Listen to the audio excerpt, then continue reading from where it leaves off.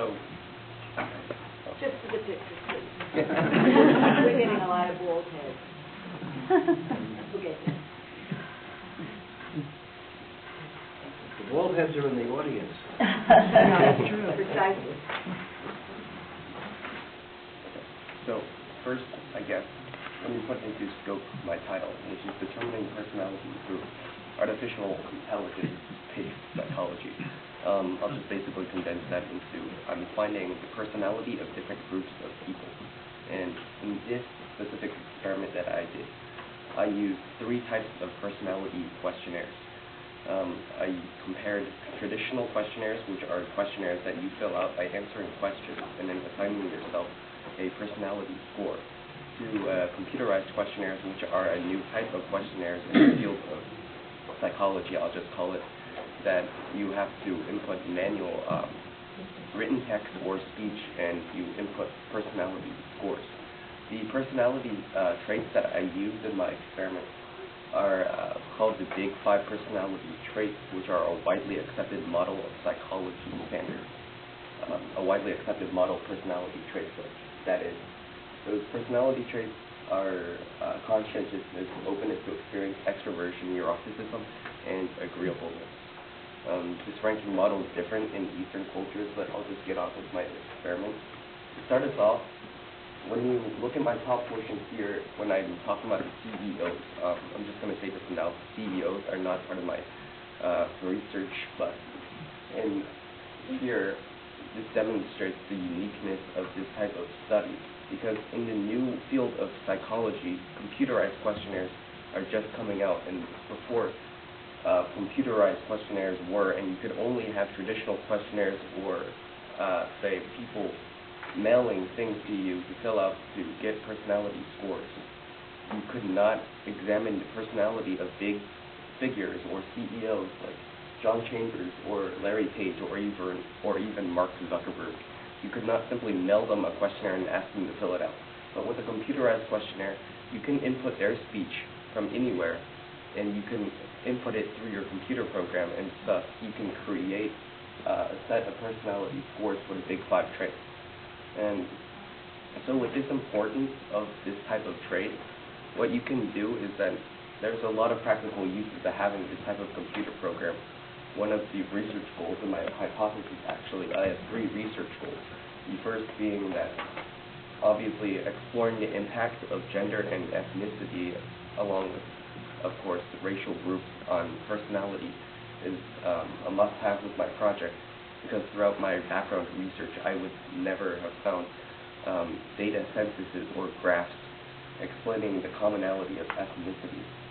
And so that's the first research question. The second one, because I am using 3 different questionnaires, I suppose I should explain the questionnaires now. These 3 questionnaires consist of 2 traditional questionnaires and 1 computerized questionnaire. And I want to compare the computerized questionnaires' accuracy according to the traditional questionnaires' accuracy in order as a means to determine how viable it is to be used in future psychology experiments regarding its nature. And finally, my third research question. Again, another fact I found out throughout my background research was I never found any data synthesis or graphs about the commonality of the Big 5 traits, which are extroversion, neuroticism, those 5.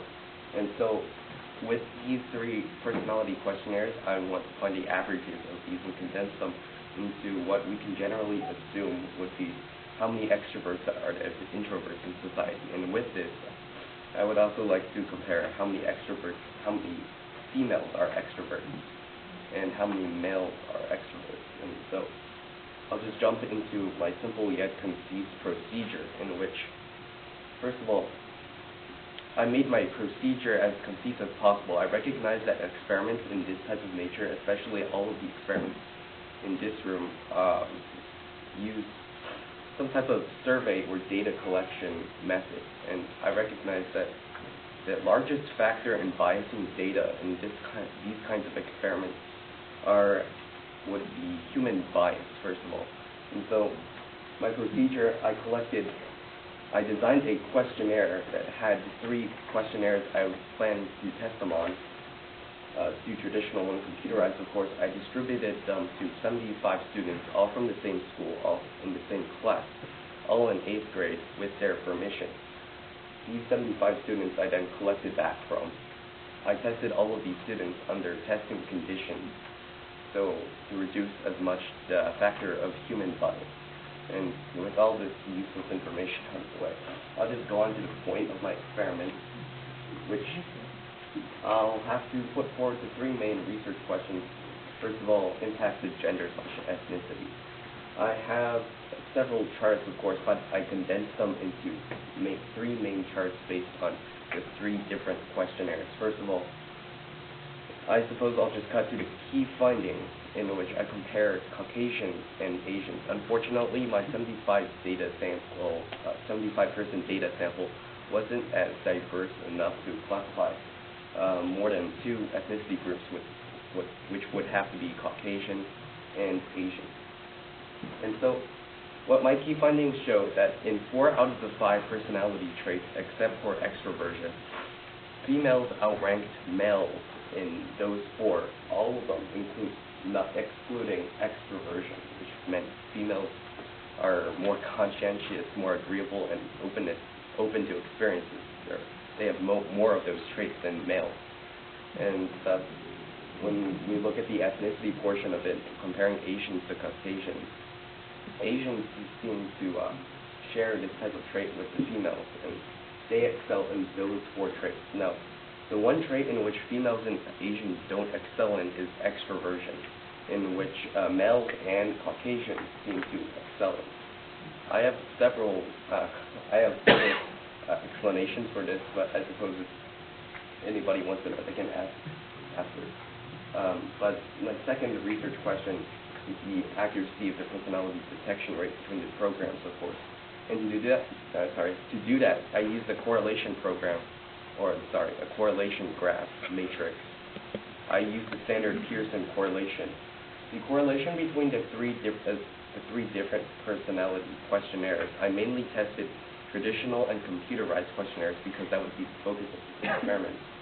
But the correlation between all of those 3 were rather minimal, amounting to possibly 0.2. I wouldn't expect too many people to know how correlation works, but correlation is a score to determine whether how good 2 things are testing for the same thing.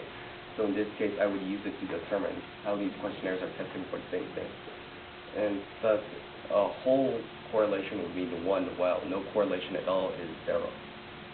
Minimal correlation, 0.2. They didn't really correlate at all, which is the basic conclusion that, of course, traditional questionnaires don't at all correlate to computerized questionnaires.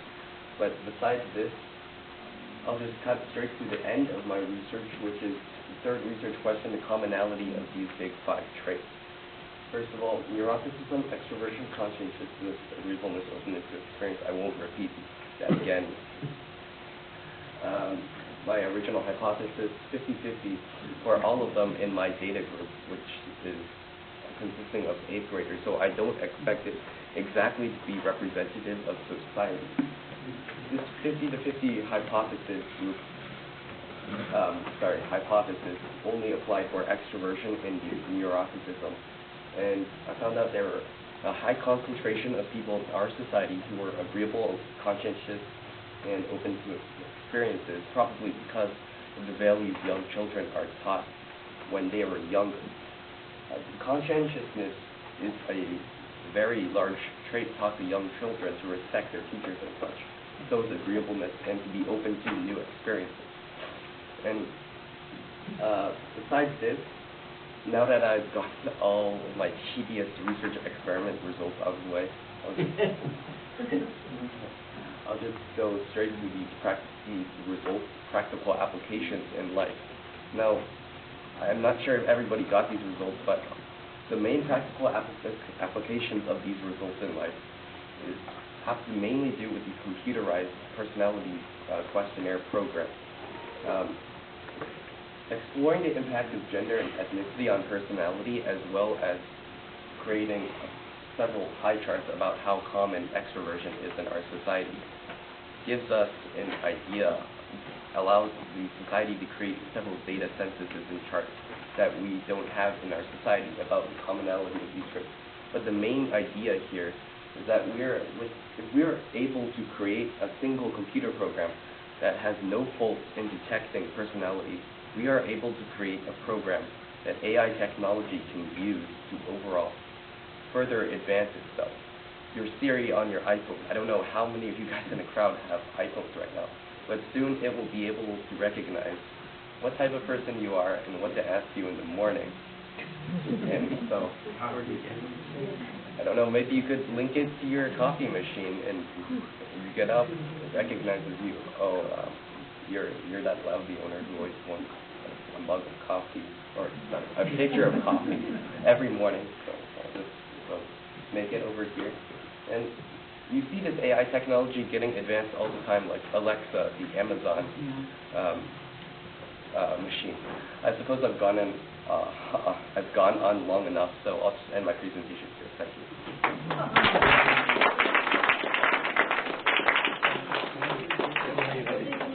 The AI program that you're talking about for voice recognition and being able to program it into the computerized survey. Were you able to do that, or is that something you envisioned? Because I was wondering, what did you find out about Lippenberg and the other executives? So the AI program I received from a college who was nice enough to let me borrow it for research. It's still in experimental phase, which is why I wanted to test the detection rate. In my next experiment that I plan to do next year in high school, is to further develop this program. It's called the LIWD program. And what it does, it analyzes your words and speech and converts it into personality scores based on frequency and word usage. So, no, it hasn't been developed into AI technology yet, but that's something I will try to do in my next science fair project. Do you see companies wanting to use this, and then when they go through a hiring exam, they do this on you to be able to determine whether or not you may be a good fit for the workforce? Yeah, that's actually another one of my practical applications that I thought to not get in. You sell it to every company in the community? Yeah, job interviews especially. I'd like to make a comment, which is that from time to time, the American Psychological Association asks us to award one of our students who are doing these projects a special award for their use of scientific method. And although we weren't asked to do it this year, I would like to say, Gary, that if not Gary, excuse me, Sean, that if we were asked to do it, we would certainly be high on the list of nominations. Very impressive.